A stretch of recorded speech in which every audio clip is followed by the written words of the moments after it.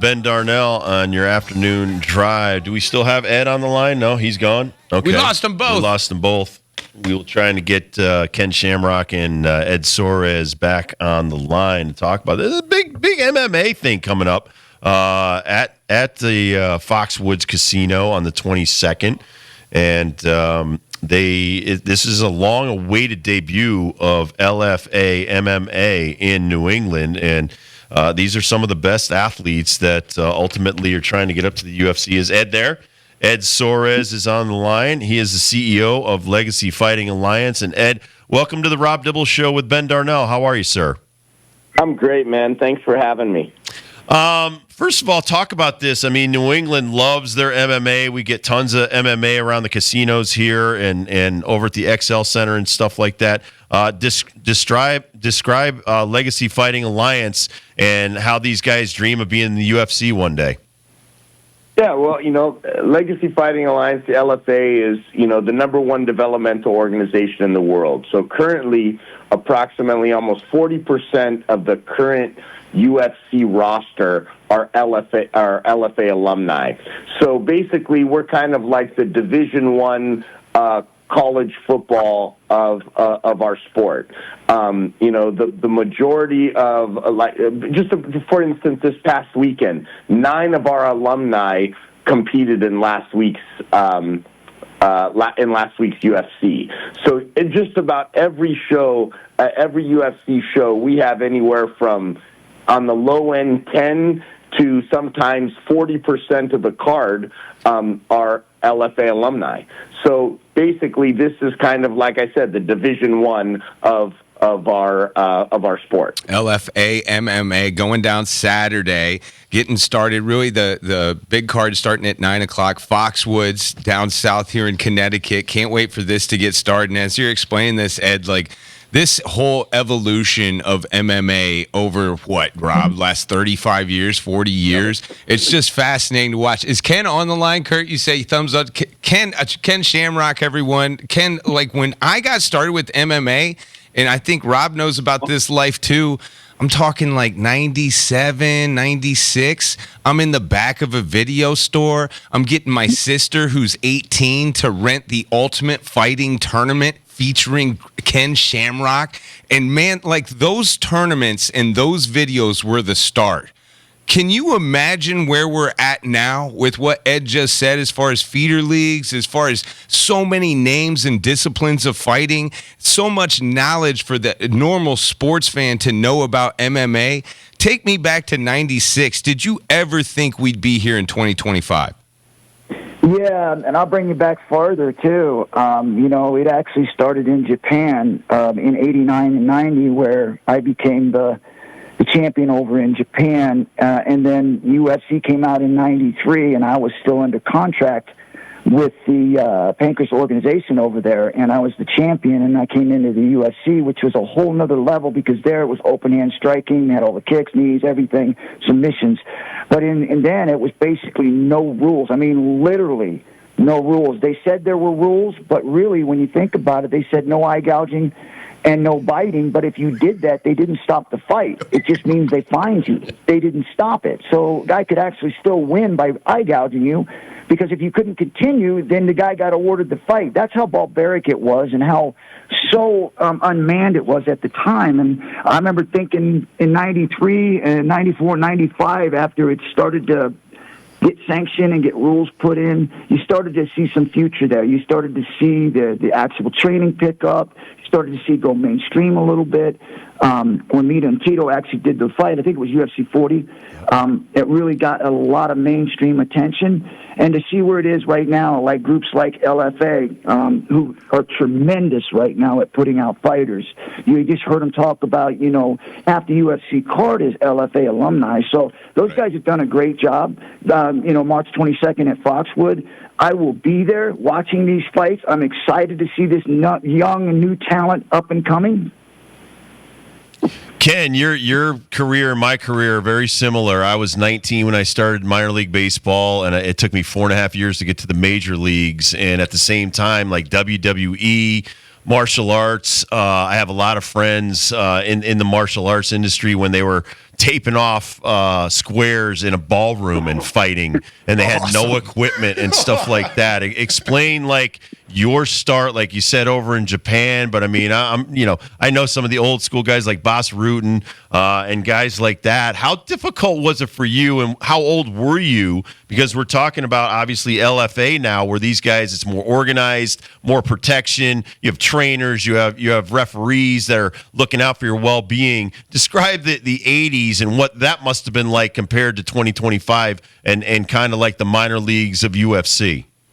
Well, I've got a vision for you that really kind of summed it up the first probably 5 years of the UFC. I remember Keith Hackney and I believe Joe Son, they were in the ring, they were fighting, and I remembered Hackney literally probably 5-6 times punched him in the groin because he had side control over him, and of course neither one of those guys knew what they were doing on the ground.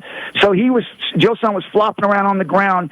Hackney was just kind of putting his forearm on the guy's throat and just threw probably 4 or 5 punches right to his groin. He ends up tapping out. Hackney walks out of there with no money but gets his hand raised. Like, that's how, unorganized this thing was. It truly was when they said 2 men walk in, 1 man's walking out. It was really, that's what it was. People said you only seen this stuff in the movies because in the movies they could pretend somebody's actually getting hurt. This was the real deal. People went in there and you didn't know whether or not you were going to end up in the hospital or you're going to walk out with a check. Total explanation right there. I love that. All right, we're talking to Ken Shamrock, MMA legend, and Soras, the LFA CEO. Ed, tell us about this card, man.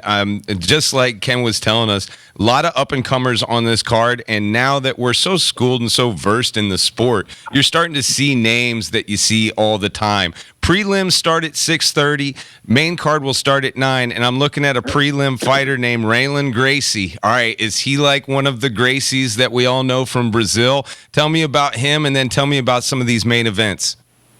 Yes, Raylan Gracie. It's like Ken and I were doing an interview earlier today, and I find this card to be really unique because, listen, we've got a UFC Hall of Famer, Ken Shamrock, that's going to be there, and Raylan Gracie is the son of Rorion Gracie, who created the UFC.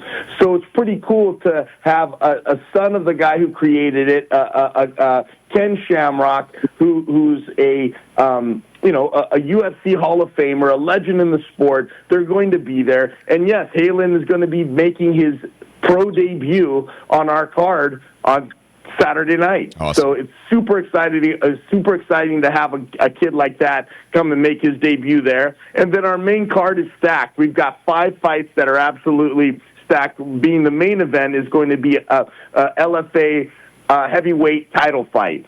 So we've got Hugo Cunha, who's our current champ, who's competed on UFC Contenders. We've got Antoine Ho, who's the opening fight of the night. We got Joe Giannetti, Joe Giannetti is very well known there in the Northeast. Right. He's an experienced fighter. He's fought in the UFC. He's fought for the LFA. He's fought all over. He's a very well-versed, experienced fighter. And then there's the co-main event is an extremely exciting fight between a kid named Ednilson Santos and versus Dylan Mantello.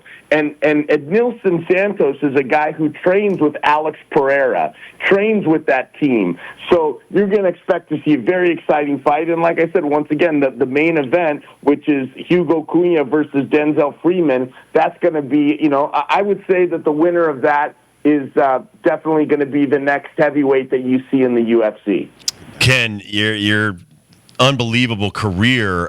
Take us back a little bit, because I remember watching the early UFC fights, and there was no weight classes and no disciplines, and there was one huge black dude in a gi versus a smaller dude, and they were just fighting in the ring and stuff like that. What were those events like in the early days? And what was the prize money back in the first few days of UFC?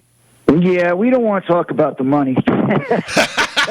Nobody did it for the money, I tell you that. But that was Gary Goodrich that walked in with that gi, and I remember when he fought, he put this kid in a crucifix, and he elbowed him about 100 times. We just watched this. Split his face open, took the dude to the hospital. Yep. So back in the day, like I said, it was literally guys going in there that truly loved to fight. Discipline wasn't really there yet. There was only probably, I would say, 2 of us that was really well-rounded, one being really well-rounded, which was Hoist. Myself, I had about 3 years of that. So it was, like I said, it was really fun to watch because, especially for the fans, because they really got to see styles that were matched up against one another, whether it was a wrestler or a boxer or a judo or sambo, whatever it was. They came in with their own styles, and you got to see what style was really the strongest. And I think over time, we got to understand it didn't matter about the style. What mattered was that you were well-rounded in the stand-up and the ground, and that's where we're at today. I think back then, too, like, it was who wants to do it, and there weren't many people that raised their hand. Now, there's a dojo in every town. There is a gym that is specific to either Brazilian Jiu-Jitsu or some kind of discipline within MMA. Ed, when you're like recruiting these guys for LFA, I'm sure planet is that part of this where you, because like you said, Japan, I know Boss Root and all you guys that were doing the K1 and all that kind of stuff. Because when I was on the Best Damn Sports Show, and one guy choked me out. I can't remember. He's a big blonde dude, and I was like, dude, you guys are maniacs. But was it ever to the point where you were like, listen, we just want to know who the toughest guy on the planet is? Was there some of that in the early days and even to this day? Yeah, it was, and it wasn't necessarily us as fighters. We weren't, or at least I wasn't, trying to prove that I was the toughest guy in the world. What I want to do is prove that, doing what I was doing, that I was the best. And I ran into an obstacle, which was Hoist Gracie, and I told myself that would never happen again. And then when I fought him again, it didn't. So it was interesting because in the mindset back then, especially after I had just done what I did in Japan and I was starting to gain recognition here, even though it wasn't here yet. Then the UFC came around and I started having success there. An actual TV station came. I don't know. I think it was ABC or NBC, one of the two, came up and were doing a story because during that time, 93 through probably 96, there was a lot of negative things that were being said about the fighters that were participating in the UFC at the time, and then we would go to these different events, and they would try to shut us down. And people would be picketing it. We'd have politicians coming down trying to get their name in the paper. And a couple different times we got shut down. We had to move to another location, so it was just a nightmare. But at the time that it was going on and the negativity, they approached me and wanted to do a story because at the time I was a champion in Japan and I was a champion in the UFC, and they were thinking like they wanted to find the world's most dangerous man, and they took a poll on it. And of course I ended up being that guy, and so they wanted to do that story on me. And when they came in, my mind, because I had 3 young kids at the time and actually one on the way, that were in grade school, and they didn't know the difference between what was being said there, what was being said behind the scenes. All they know is that people were saying things about us, and so they wanted to try to put a face to this barbaric sport that people were going through, but they want to humanize it a little bit. I didn't understand that until they sat down with me and explained it, because I told them I wasn't going to do the story if I didn't know what your guys' agenda was. And they basically said, we want to put a face to this thing, and we think it would be you, the world's most dangerous man. And we'll start off by, having your son in the ring, who at the time was 5 years old, put headgear on him, put gloves on him, put your wrestling shoes on him, and have him stand in the corner, and we'll have these lights shine at him, but we'll only hit the shadow with. Oh man, he's getting to the best part of that story. Do we lose? Oh, okay, we got him back. All right, excellent, man. All right, so anyway, we dropped out right there, Ken. Right when your son is in the ring and he's got all the wrestling gear on. What happened an next? Automated voice message. Oh no! Oh no! 3, 0, 2, 4. Oh, we lost him, Kurt. We lost him. Is Ed there? No, I think they both dropped. Oh, well, man. Okay. I just wanted to tell him how much, this was our high school, man. Like, when we did film for football, we'd all go to one person's house and we'd watch these tournaments, these pay-per-view tournaments on, the video. It was VHS. And like we did know that, and we did think that this guy is the baddest man on the planet, and Absolutely. it was billed that way. And then we would always tell these stories as well. We get him back. We have Ed. All right, Ed. Excellent. Yeah, we were just talking about when Ken dropped off there. That I mean, so much love and respect for Ken Shamrock and being the godfather of MMA. And we've run into Hoist Gracie, we've run into so many of these guys down here at Foxwoods and stuff like that. So we're very excited that you're bringing LFA here to Foxwoods coming up on Saturday. Oh, yeah, I'm extremely excited to be there at Foxwoods. This is the first time the LFA is coming to Foxwoods, but it definitely won't be our last. We very excited about being in the Northeast. Having a guy like Ken Shamrock, a legend, being there in the crowd is always very, it's awesome. And like what we were talking about, the sport has evolved so much, and the UFC has put so much money into making this sport a legitimate sport, and how much money they invested in getting this sport sanctioned in all 50 states and all over the world. It's incredible. It is a very great sport. And like I was saying earlier, believe me, I am a baseball fan. I grew up playing baseball. That, to me, that is my sport. But there's just and to me, it's just when I go to one of these sports, when I go to one of these events, to me, it's just my adrenaline. It's something that I can't compare it to any other sport. And I can tell you, I absolutely, I grew up in Los Angeles. I'm a big Dodger fan, and every time I go to a Dodger game, I'm super excited. But it's just something different about going to a live mixed martial arts event. LFA 204 Foxwoods. This is going to be in the Premier Theater. Also, you can catch on UFC Fight Pass as well. Get tickets. Foxwoods.com. Also be sold at Ticketmaster.com. Like you said, I'm glad that you said that this won't be the only time that you're up here in the Northeast, because we love it when MMA comes around, and it's few and far between, my brother. I wish we were closer to Vegas, because it seems like they get all the fights. But I'm totally agree with you. The one thing I'll say to the person that's going to an MMA event for the first time, keep your eyes on the action, because as soon as you dip down to see where your hand's going into the popcorn and the whole place explodes, you may have missed the best part. It is something that you always have to keep your eyes on and pay attention to. Yeah, that's true. That's the great thing about the sport, that anything can happen. Yes, there's favorites. Yes, there's, this guy's favorite. At the end of the day, when you close that door to the cage, you've got two guys there. And the difference in this sport, if you move left when you should have moved right, you could have a short night. So that's the beautiful thing about this sport. There is an underdog because of the odds and all that, but at the end of the day, you're able to throw a punch. So, there's no defense for getting punched in the chin. You're going to get knocked out. And the reality of it is that's what's so exciting about it, that the only guarantee in this sport is that there's no guarantees. LFA 204 Foxwoods this Saturday night. Thank you so much, Ed, and give Ken our best. We appreciate your time today. Hey, thank you so much for having us, and I appreciate the support. Thank you, Ed. All right, when we come back, who we had over the weekend, I think everybody I picked lost, so I can't wait to find out how bad that was. Better. All right, who we had coming up next on the Rob Dibble Show with Ben Darnell in your afternoon drive. Thank you so much for keeping us on the air. John Ashmead on the YouTube channel here, and Kurt Kaplan keeping us on the air on the ones and twos.